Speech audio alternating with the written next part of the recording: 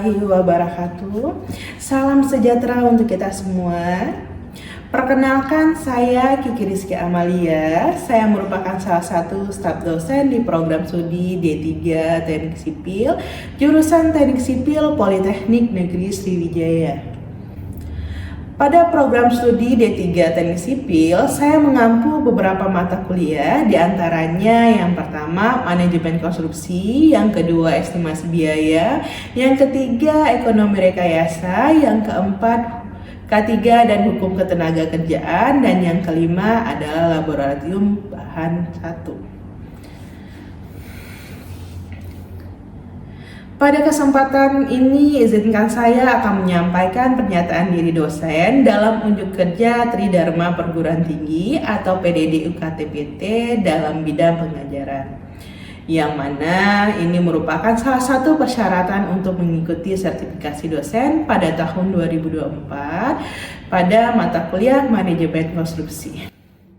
Mata kuliah Manajemen Konstruksi adalah mata kuliah yang menjelaskan tahapan-tahapan dalam kegiatan proyek konstruksi, mulai dari perencanaan proyek, pelelangan, dan pelaksanaan konstruksi, serta bagaimana agar sumber daya yang terlibat di dalam proyek konstruksi dapat diaplikasikan oleh pimpinan proyek secara tepat. Mata kuliah Manajemen Konstruksi merupakan salah satu mata kuliah wajib di program studi D3 Teknik Sipil yang ada pada semester 3 dengan bobot SKS 2 SKS teori dengan jumlah pertemuan sebanyak 18 kali pertemuan, 16 kali tatap muka, dan 1 kali UTS, dan 1 kali lagi UAS. Adapun capaian pembelajaran pada mata kuliah Manajemen Konstruksi antara lain adalah: pertama, mahasiswa mampu memahami proses manajemen konstruksi. Kedua, mahasiswa mampu mengklasifikasikan pihak-pihak yang terlibat dalam proyek konstruksi. Ketiga, mahasiswa mampu menerapkan konsep-konsep pelelangan dan kontrak proyek konstruksi. Yang keempat, mahasiswa mampu mengurutkan dan menjelaskan tata cara pelaksanaan konstruksi sesuai dengan kegiatan yang telah direncanakan. Adapun subcapaian pembelajaran pada mata kuliah Manajemen Konstruksi antara lain: pertama, mahasiswa mampu menjelaskan pengertian dan fungsi dari manajemen konstruksi. Kedua, mahasiswa mampu mengklasifikasikan pihak-pihak yang terlibat di dalam proyek konstruksi. Ketiga, mahasiswa mampu untuk menjelaskan hubungan kerja yang ada dalam organisasi proyek konstruksi. Keempat, mahasiswa mampu menentukan tahapan-tahapan rencana kerja dalam metode konstruksi. Kelima, mahasiswa mampu menjelaskan tata cara pelelangan, dokumen lelang, serta jaminan di dalam proyek konstruksi. Yang keenam, mahasiswa mampu mengklasifikasikan jenis-jenis pelelangan. Yang ketujuh, mahasiswa mampu menerapkan proses pelelangan secara baik dan dengan benar. Kedelapan, mahasiswa mampu membedakan jenis-jenis kontrak dalam proyek konstruksi. Yang kesembilan, mahasiswa mampu menentukan isi dari sebuah kontrak konstruksi. Kesepuluh, mahasiswa mampu menerapkan konsep-konsep pelelangan dan kontrak proyek konstruksi. Materi pada mata kuliah Manajemen Konstruksi antara lain: yang pertama, definisi dan fungsi manajemen dalam berbagai bidang proyek konstruksi. Yang kedua, pihak-pihak yang terlibat dalam proyek konstruksi. Yang ketiga, organisasi proyek konstruksi. Yang keempat, metode pelaksanaan konstruksi. Yang kelima, pelelangan. Yang keenam, kontrak konstruksi. Yang ketujuh, dokumen kontrak konstruksi. Yang kedelapan, konsep-konsep pelelangan dan kontrak proyek konstruksi. Dalam menunjang kegiatan proses pembelajaran, saya menggunakan beberapa buku referensi, yaitu antara lain buku Manajemen Proyek Konstruksi karangan Bapak Ulpram I. Efrianto, buku Manajemen Kontrak Konstruksi karangan Bapak Han Hansen, buku Manajemen Konstruksi di Hera Bim karangan Bapak Mahaputra KNS dan rekan-rekan, dan buku-buku lainnya yang berhubungan dengan manajemen konstruksi. Metode pembelajaran yang saya sampaikan kepada mahasiswa antara lain pertama itu delivery, di mana pada mata kuliah manajemen konstruksi ini disampaikan secara tatap muka di kelas melalui media ceramah dan adanya project based learning, di mana nanti mahasiswa akan diberikan satu studi kasus dan mereka akan bahas kemudian akan dipresentasikan di akhir perkuliahan. Yang kedua, interaksi yang saya lakukan di kelas yaitu diskusi bersama mahasiswa berupa tanya jawab, dilanjutkan dengan diskusi per kelompok mahasiswa nantinya, dan jika tidak memungkinkan lagi diskusi di dalam kelas maka bisa dilanjutkan secara daring, bisa melalui Zoom maupun WA group nantinya. Yang ketiga yaitu assessment. Assessment yang saya lakukan berdasarkan bobot penilaian, di mana nilai UAS sebesar 40%, nilai UTS sebesar 25%, nilai tugas 20%, dan keaktifan di kelas 15%. Penilaian ini nantinya akan saya infokan kepada mahasiswa, bisa secara langsung ataupun melalui WA group terlebih dahulu, sehingga jika mahasiswa merasa nilainya belum memenuhi maka bisa mengikuti remedial apabila diizinkan dari institusi. Inilah uraian singkat mengenai mata kuliah manajemen konstruksi yang saya ampu. Berikut saya lampikan cuplikan video kegiatan pembelajaran manajemen konstruksi pada pertemuan ketiga mengenai pihak-pihak yang terlibat dalam proyek konstruksi.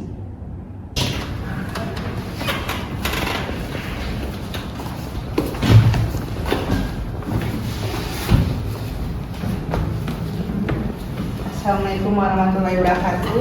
Waalaikumsalam warahmatullahi wabarakatuh. Selamat pagi semua. Pagi. Oke, sebelum kita mulai perkuliahan hari ini, ada baiknya kita berdoa terlebih dahulu. Silakan ketua kelas. Baiklah teman-teman, sebelum memulai pelajaran pada hari ini, ada baiknya kita membaca doa terlebih dahulu. Berdoa dimulai. Selesai. Oke, terima kasih Satria. Semoga pagi ini semua dalam keadaan sehat dan bahagia sehingga dapat mengikuti perkuliahan dengan baik. Sebelum kita mulai perkuliahan hari ini, saya ambil absennya dulu ya. Devina, Dani, Alan, Angel, Dinda, Ismail, Putri Inayat, Satria, Sela, Kemas Aditya.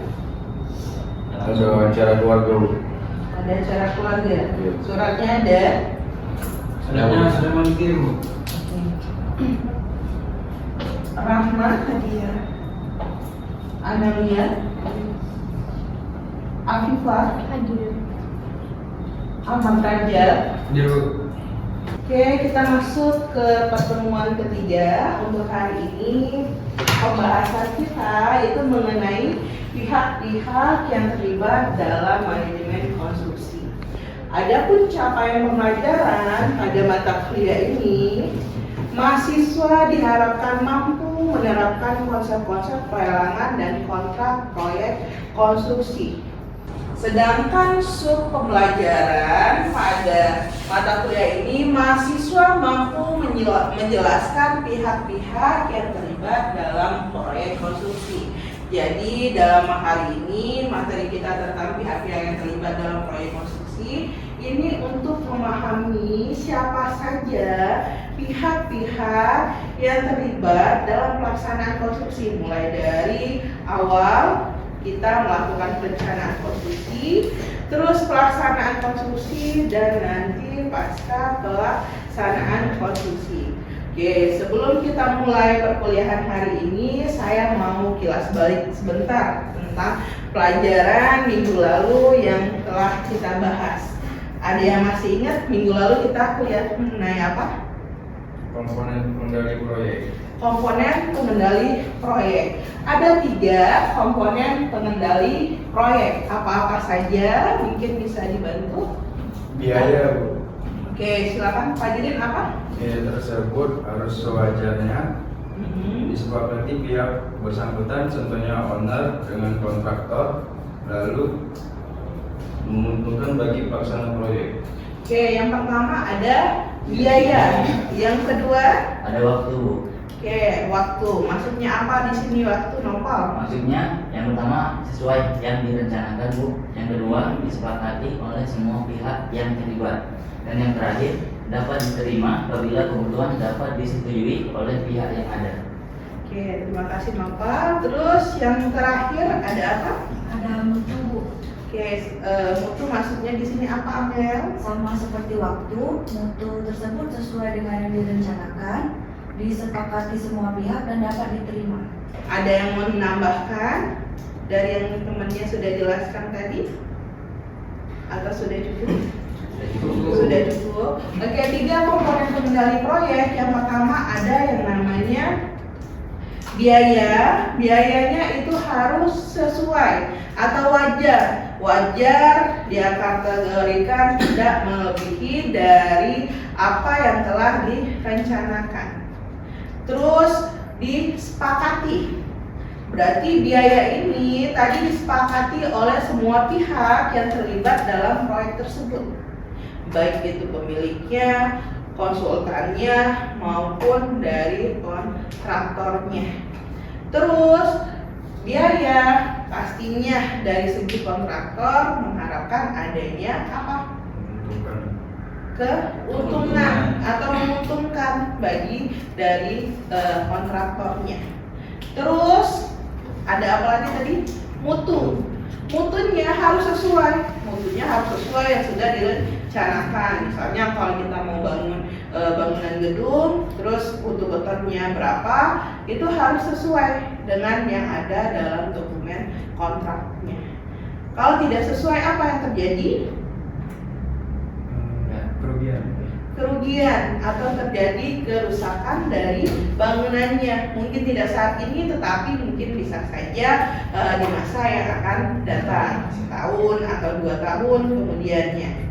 3, waktu. Waktunya tadi apa? Harus sesuai yang direncanakan, Bu.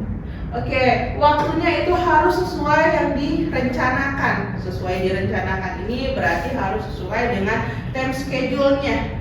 Jadi kalau misalnya tidak sesuai, berarti cari tahu lagi permasalahannya apa yang menyebabkan waktu tersebut tidak sesuai. Bisa jadi lebih lambat dari jadwal yang direncanakan, bisa jadi lebih cepat dari jadwal yang direncanakan.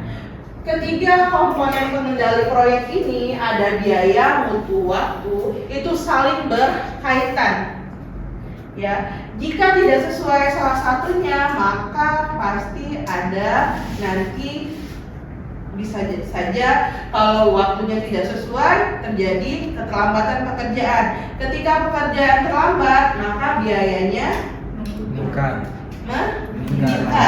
Ya, kalau misalnya biayanya meningkat, ya berarti kita rugi. Ya, sama halnya dengan mutu. Kalau mutunya tidak sesuai, bisa jadi terjadi kerusakan bangunan. Ini untuk kilas balik minggu kemarin.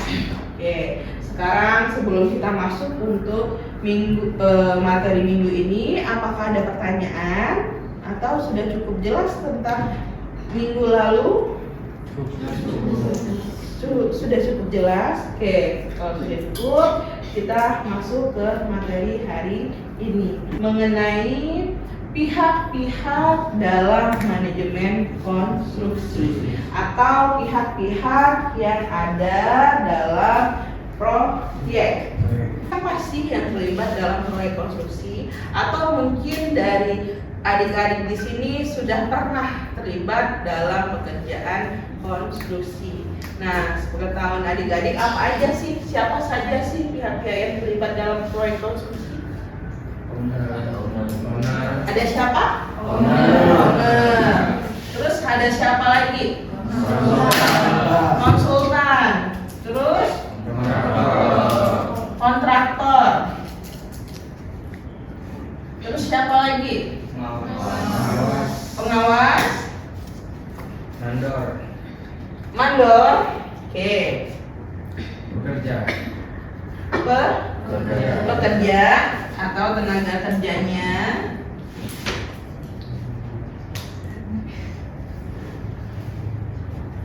Apalagi? Kenek. Oke. Kenek itu kenek atau pembantu tukang ya, atau pekerja. Siapa lagi?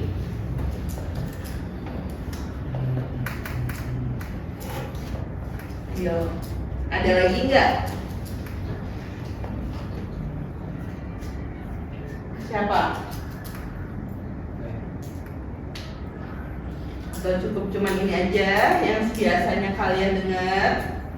Oke, biasanya yang kita lihat atau kita dengar ketika belum terlibat atau belum mempelajari tentang pihak-pihak yang terlibat dalam dunia konstruksi, itu ada owner, ada konsultan. Konsultan ini ada beberapa konsultan, ada kontraktor, ada pengawas. Pengawas ini termasuk dari yang namanya konsultan. Nah, ada mandor, ada pekerja atau tenaga kerja, terus kenek atau pembantu tukang. Oke, sekarang kita bahas satu persatu. Yang pertama itu tadi ada siapa?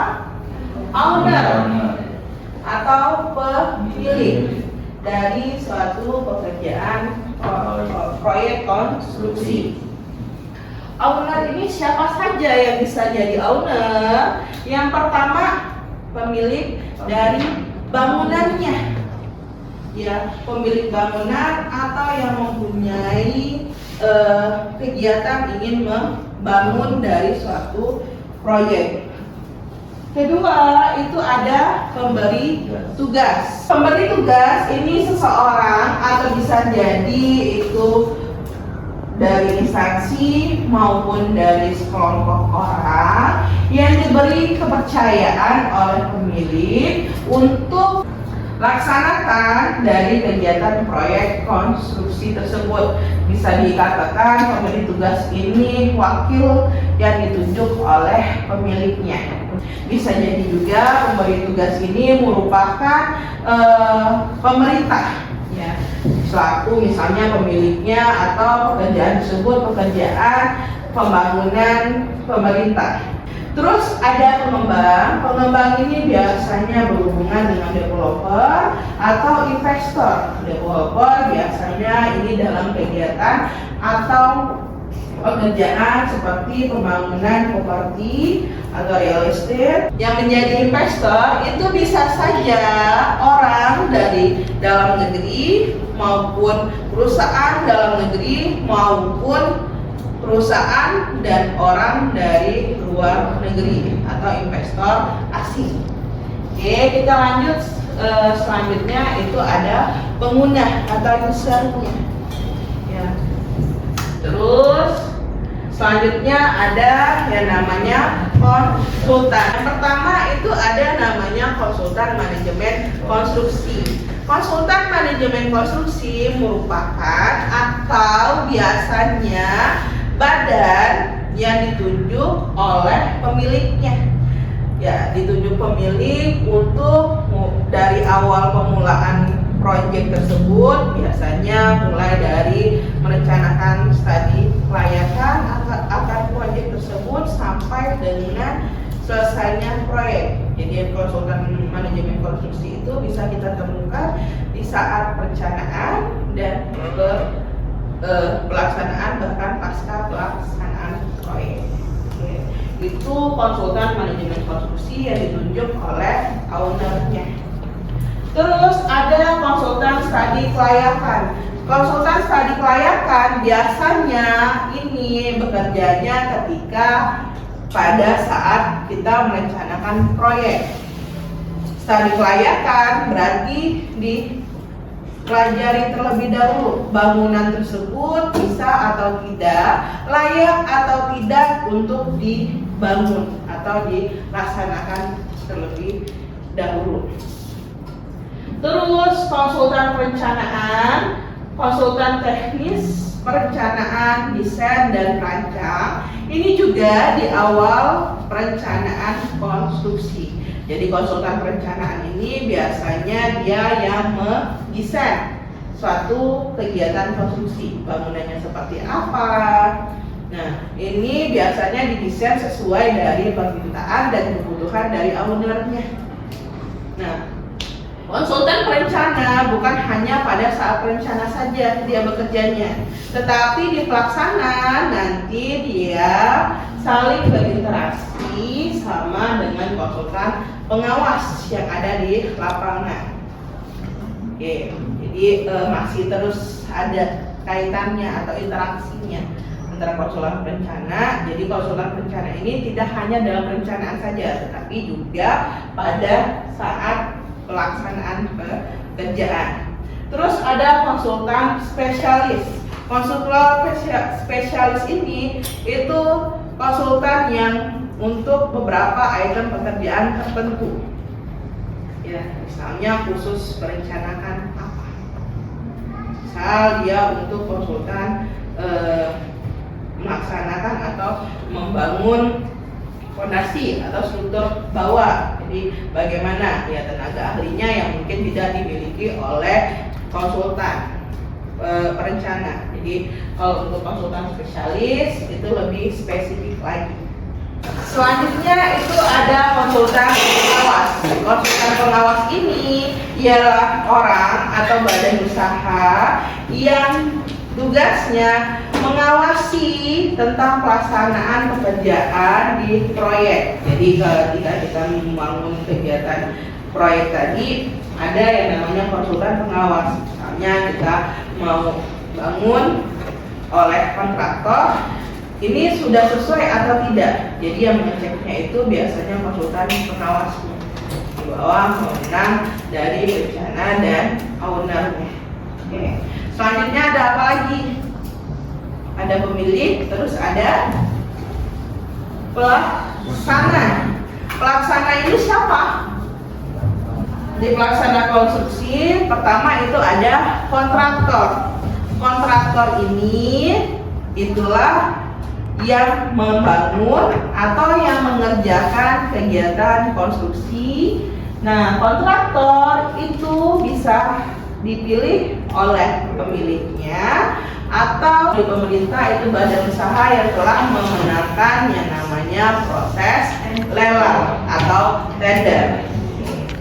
Nah, di bawah kontraktor itu ada yang namanya subkontraktor. Subkontraktor ini biasanya mengerjakan bagian-bagian bangunan yang diminta oleh kontraktor. Terus kontraktor spesialis. Nah, kontraktor spesialis biasanya banyak ketika kita mau bangun gedung itu di kegiatan finishing. Contohnya kalau kita lihat di gedung-gedung yang lumayan tinggi atau mewah, itu seperti di hotel atau di perkantoran, itu mereka menggunakan kontraktor spesialis khusus untuk arsitekturnya. Selanjutnya ada institusi keuangan. Siapa institusi keuangan biasanya? Bank. Fungsinya untuk apa, Bang? Pinjaman. Ya. Dalam suatu proyek kita butuh yang namanya modal. Ya, modal. Apalagi kalau proyek itu sifatnya pencairannya tidak langsung. Masyarakat. Yang pertama ada masyarakat di sekitar lokasi proyek. Nah, kenapa masyarakat di sekitar lokasi proyek ini berhubungan dengan proyek? Apakah masyarakat juga terlibat? Terlibat. Terlibatnya dalam hal apa? Apa? Dampaknya, dampak dari pembangunan proyek, bisa saja dari suaranya, terus suara berisik kegiatan proyek, Terus apa lagi?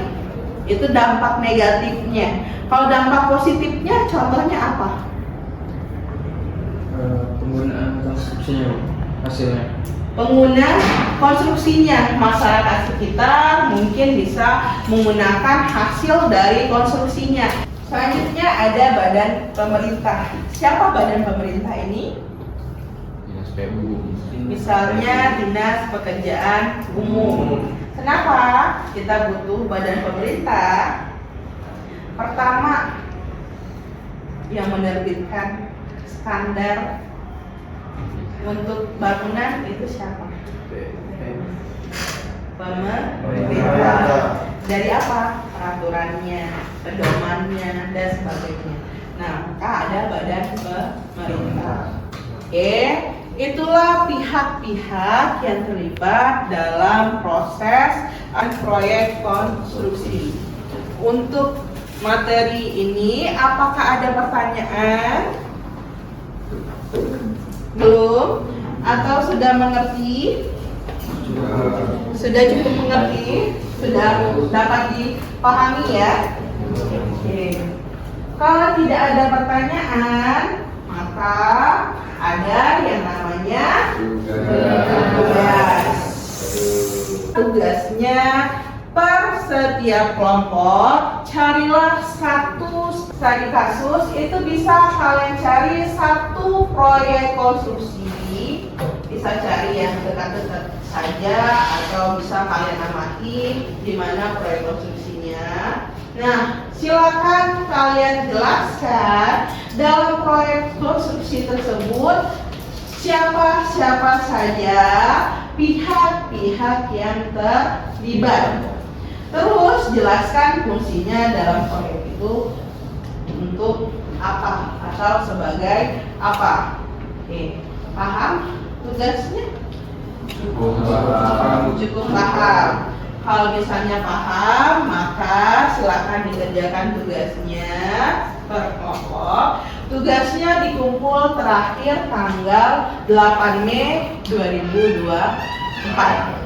Oke, sudah dikumpul. Nanti tugasnya kita bahas minggu depan, dipresentasikan per kelompok.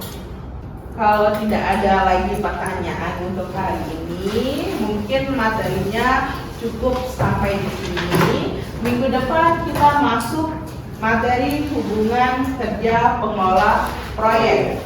Jadi untuk itu bisa kalian pahami terlebih dulu atau baca materi yang berkaitan tentang hubungan kerja pengelola proyek. Demikianlah untuk hari ini. Semoga bisa diterima materi hari ini. Lebih dan kurang saya mohon maaf. Terima kasih atas kerjasamanya. Saya tutup. Assalamualaikum warahmatullahi wabarakatuh. Waalaikumsalam warahmatullahi wabarakatuh. Demikianlah deskripsi singkat serta cuplikan proses pembelajaran manajemen konstruksi. Semoga dapat memberikan gambaran mengenai kegiatan pembelajaran yang saya laksanakan di Politeknik Negeri Sriwijaya. Saya mengucapkan terima kasih kepada semua pihak yang telah membantu dalam proses kegiatan ini. Saya mengucapkan mohon maaf yang sebesar-besarnya atas segala kekurangan saya. Wabillahi taufiq wal hidayah. Wassalamualaikum warahmatullahi wabarakatuh.